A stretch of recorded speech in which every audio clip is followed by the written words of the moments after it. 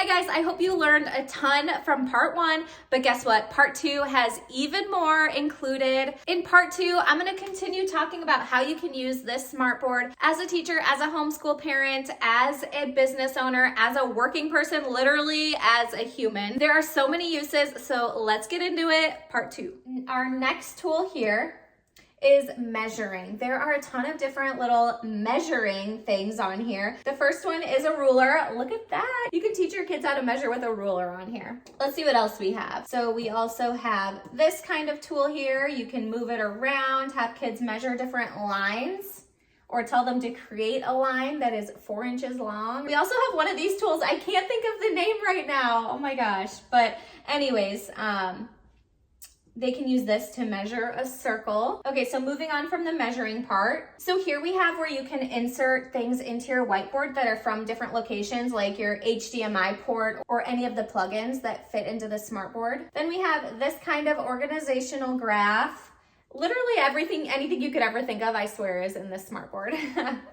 Next, we have where you can insert different like PDFs or different files that you have uploaded on here. So here's some of the files that I've used with my own kids.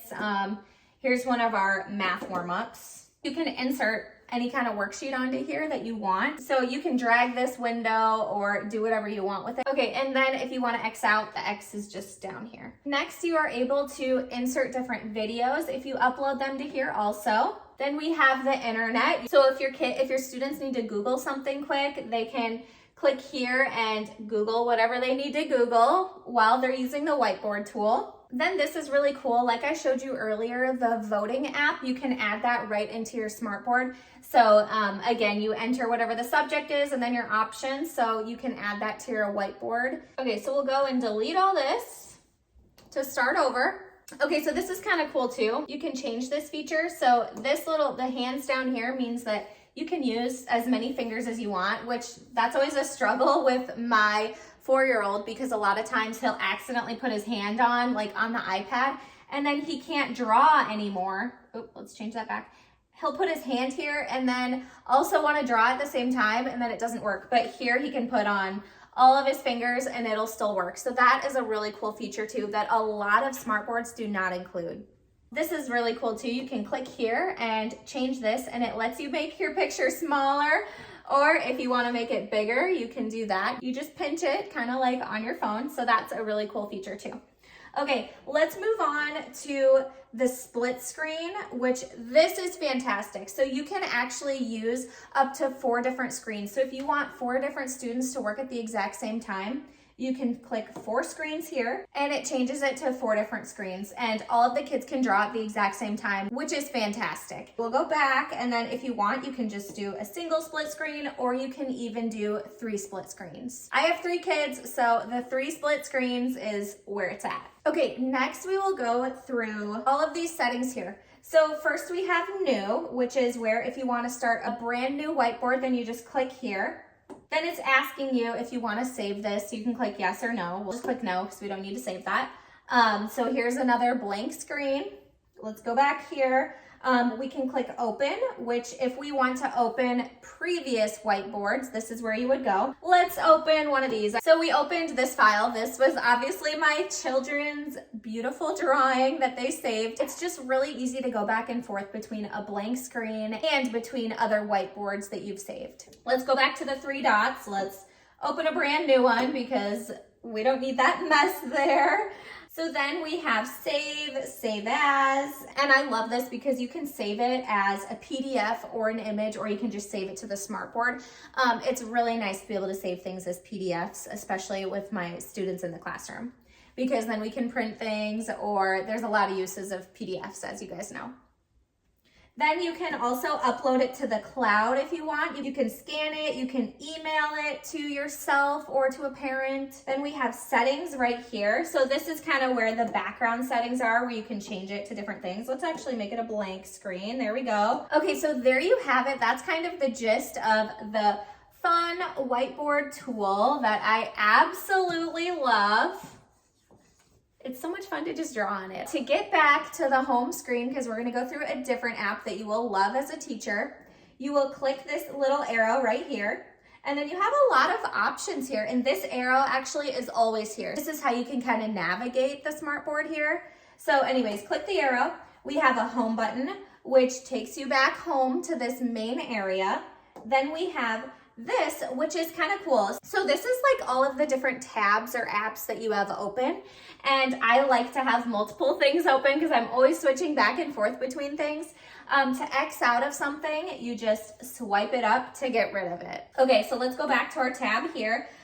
We have the drawing tool. So if you want to just like draw on here, like say you have a random thing open and you just want to be able to draw on it rather than like dragging or tapping, you just click the draw button, and that's a really useful tool also. And then you just click the X to go back and it deletes it. Then we have right here, we have the control panel. So let's go through this. Okay, so I brought you closer so that you can see the control panel. It's right here, and then you have all of these options. So your first option, you can use an Ethernet cord, which you may or may not still have one of those. To get really good Wi-Fi, you might want to actually consider an Ethernet cord. I believe that's how you say it.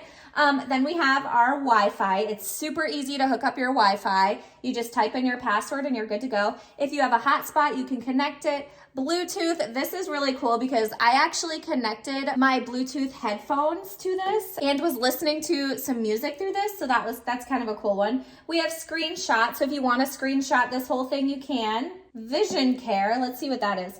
Oh, this is kind of cool. So if you want to change, if you want it like more tinted, which honestly maybe you'd be able to see better on your screen with it tinted, so maybe we'll leave it like that. Okay, then we have touch sensitivity. So if you don't want it as sensitive, you'll click that button. If you don't really care, then just leave that unclicked. Eco, this will just readjust like the brightness and things like that to use the least amount of power possible. Then we have the sidebar. You can either swipe, you can choose to have it where you click it or swipe it. I like to click it. Volume, you can adjust the volume here. By the way, this smartboard has really good volume. I've been really impressed with the volume of this smartboard. Okay, then we have the brightness. So I usually keep the brightness up when I'm teaching, but for you guys, for your video's sake, we'll keep it down a little bit. And then you have all of your apps here. Next, I think since we're kind of exploring the settings, we'll go to settings here. Okay, so here also is where you can connect your Wi-Fi or your Ethernet cord, if that's how you say it, and your hotspot. Then under general, we have custom. So this is fun. This is where you can change the background. You have two different options for themes. So this is kind of where you like your apps. If you like them right here, you will choose this. If you like your apps on the bottom, then you can choose there. Then we have wallpapers. You can pick from a lot of different wallpaper. It's a lot of like settings and snow and stuff like that. There is also an auto loop setting that if you wanted to just keep changing the wallpaper, you can do that. Okay, next we'll go to the sound settings. So here you can adjust the volume. See, there's a few different places where you can adjust the volume, or you can just use your handy dandy remote, which I love to use.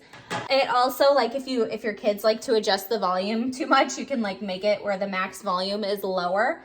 We're gonna keep ours up though. Then you can balance the volume if you want it from the left speaker or the right speaker. We'll put that hopefully in the middle again. The sound mode, there's different sound modes. So you can change like the bass, the treble, everything like that. So there's a lot of different options. Oh, cool. There's even a classroom option. I love that. Oops. Okay, so let's go back to settings. You can also get to settings through your apps, which here it is. There it is. Let's scoot you back a little bit. So we went through all of these. Let's go back to general. Let's go to display. You can change your brightness if you want it brighter or less bright. Standard, bright, brilliant, custom. We'll do standard. Okay, then we have compass, which honestly, I'm not really sure exactly what all of this is, but maybe y'all are smarter than me and can figure that out. We have gesture interaction. So then we have activating the compass. You press with 5 fingers. There's a sleep and awake mode. So for that, you can double tap with 2 fingers to lock the screen or wake it up if you have that setting on. Screen down, it says swipe down with 3 fingers to move the screen down. Okay, then we have screen recording settings. So you can change the resolution. You can also change the media sound, microphone sound, or both of them at the exact same time. Let's move on to device. Make sure we can see it there. So here's your Bluetooth. If you're trying to search for something, you can turn your Bluetooth on. I'm just gonna turn it off for now. Printer, this is really awesome. I've actually already printed one of my kids' drawings on here and some of their math work. So you just set up your printer here. We have the microphone and camera too. Next we have channel, and then we also have systems. So the date and time, when I first got the smartboard, I did have to adjust this because it was a different time zone and it had like the month and the date like backwards. So it was super easy to adjust here. The format that we use here in America is this one, month, day, year. And then you can change it from 24-hour clock or a 12-hour time format here. So super easy. You click your time zone here too. It's very, very easy to use and easy to adjust all of these settings. Okay, let's go on to language. You can choose an Android keyboard or a Smart IME, which I'm not totally sure what that is, but that's what I've been using and it's been completely fine. You can change your language to whatever language you speak. I have English here. Power status. So here are your different power statuses. We have power on, standby, and then last, whatever you chose last. Next we have auto sleep. So if you want to turn that on, you can make it so that it automatically sleeps, which honestly, I do want this on just in case I accidentally leave it on. So we'll do 5 minutes. After 5 minutes, it sleeps, but you can change it to whatever time you want. So let's move that back to 5. Okay, then automatically power off after no signal, after sleep. You can schedule your power ons and power offs. Say that at exactly 8:40 is when your first class is. You could turn it on at 8:40. Temperature detection. So this is really cool. It actually keeps track of the temperature of the smartboard just so it doesn't overheat. That's never happened before with all of my use with this smartboard, which is a lot. It's never overheated. It also could have to do with like maybe if you have your smartboard in the sun, maybe it'll shut off if it gets too hot. So that's kind of a cool setting so that you don't ruin it. And so yeah, the high temperature protection, we have that on. Then we have wired network wake up. We have human body induction awakening. So this is really cool. So you can turn this on. When people approach the screen, it will wake up automatically. So if you want to wait till your students to come in, you could have this setting on. And then as soon as they walk by the board, it turns it on. Okay, system update. Over here, I can't remember which setting it was on for the server, but I had to change this to North America. You can click here to like refresh to see if you need a new update. Right now my system is up to date, so that's great. System security. You can choose how you want your screen to lock. So right now I have lock screen upon sleep. So whenever it goes to sleep, it automatically locks it. You can do 10 seconds after it sleeps, 1 minute, 10 minutes, so on. Then you have an option to lock your screen if you're using a USB, which later on I'm going to show you all the different things that you can insert into this smartboard, like HDMI things or USB, stuff like that. Okay, so channel permissions, we have app lock. So if you don't want your kiddos to be on certain apps, you can click that. You can click this one off if you want. It's allow unknown sources to install third-party apps. Then we have about, so this will just tell you all about your system. It'll tell you how much storage space you have available. So right now I have 81% available, which is really awesome because I did download a ton of apps that also use a ton of gigabytes. So that's really cool to see. And here's the name of this device. Okay, so that is kind of like the main settings. Super easy to adjust, and a lot of it's just common sense, which really makes it easy. Not complicated at all. Next, I want to go through and show you some more of the awesome apps that you can use as a teacher. The first thing that I want to show you is an example of just putting a PDF worksheet up here on your smartboard. So I'm going to go to my email. So here's my email. Here is a PDF that I actually emailed myself. This is a color by coins worksheet. Here's my color by coins worksheet. I'm just gonna scroll down here. You can zoom in or out. I kind of want to zoom out further. Here is a color by coins worksheet. This is actually something I created for my own kids. Here we have, you will color the penny orange, nickel green, dime red, and quarter blue. And then if you want your kiddos to be able to color on here or use the pen tool, just click this arrow here and click this. And then we can change the color. It's already on red, so we're just gonna keep it red. So I think that was the dime. So we're gonna you'll have your kids color the dime, just like that. All the different dimes, where else is a dime? Down here, and so on. Then we can change the color to orange. Let's change it to orange here, and orange is pennies. So let's find a penny. Here are some pennies here. You'll color that orange. See how like interactive this is and how much fun you can have with your own kids and your own students doing this. This is like, seriously, having this smartboard is huge. Like, it makes such a difference in my students' learning, and my homeschool kiddos, their learning also. I can go on and on about how great it is. Like, this is fun. I just want to stand here and do this all day. Let's do another one. Let's do a nickel is supposed to be green. Here's a nickel. Let's color that green. Here's another nickel, color it green. And then lastly, our quarter is supposed to be blue. So I'm going to go down here and change it to blue. Color in the quarters blue, and so on. So really, really fun activity. You can actually find this activity in the link of this video also. Let's do another activity so that you can see how awesome this smartboard really is and how interactive it is. So we're gonna X out of this, go over here. Let's go to here and go back to our email. So here's my email here. Let me find the email quick that I sent the other one in. Okay, so I clicked the PDF that I want to open. You have a lot of different options of what to open with. We're gonna do PDF edit, but I've kind of clicked around and you can kind of click any of them. They all pretty much work the same. So here is one of the math worksheets. So I actually have a lot of leveled math worksheets. And so these are my favorite because I taught special education math, which was the best ever. I had so much fun doing it. But anyways, I created these math warm-ups. So there's 3 different levels. Here's the first level that I'm just gonna show you as an example. Let's move you in a little bit closer to make sure you can see. So here we have circle the name of the coin. So the first thing we're gonna do, because if you don't, like, come over here and click to the drawing tool, you're just gonna drag this up and down. So we need to click here over on the side, and then you're gonna click the drawing tool. And we're gonna change the color to red because I just think that's easier to see. Circle the name of the coin. So we're gonna have our students circle penny. And again, you can grab this activity in the link of this video. Okay, we have 5 o'clock is the time. Then it says, write how much time has passed. So here we have 5 o'clock and we have 11 o'clock.